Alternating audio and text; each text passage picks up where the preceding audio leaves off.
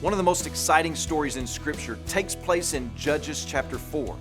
The Israelites are at war with Jabin, the king of Canaan, and one of God's fighting men, Barak, is chasing down the commander of Jabin's army, Sisera.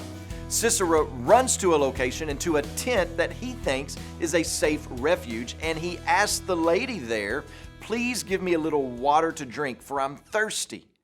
So the lady gave him some warm milk and a blanket and a place inside the tent to take a nap. But while he was napping, the woman, Jael, took a tent peg and drove it through Sisera's temple, killing God's enemy on the spot. And in verse 23 of chapter 4, the text reads, "So on that day, God subdued Jabin, the king of Canaan, before the people of Israel." In another war story, the king of Judah, Jehoshaphat, is at his wits' end on what to do against the armies of Ammon and Moab and Mount Seir, who have come to invade the land of Judah. And Jehoshaphat prays, "We don't know what to do, but our eyes are on you, God." And then he receives a word from the prophet Jehaziel, who tells Jehoshaphat, "You will not need to fight this battle. Only stand firm, hold your position, and see the salvation of the Lord." And when it came time to fight, Jehoshaphat sent out the praise team, and they began to sing praises to God, and the enemy was subdued.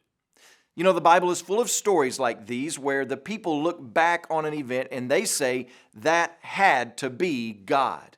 Sometimes the stories and the narrators themselves provide the commentary we need to see that God was the one responsible for what took place.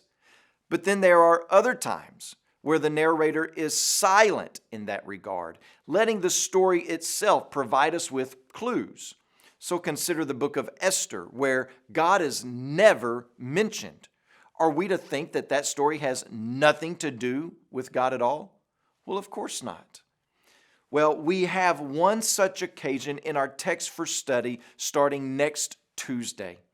God is only mentioned in passing by a pagan king. Otherwise, he is nowhere to be found in the text, but his fingerprints are all over the story. And we can identify with that, can't we? Each follower of Christ can look back over his or her life and see God working behind the scenes at different points and seasons to teach, to instruct, to protect, to remind, or to warn. And we're going to get to see that play out next week.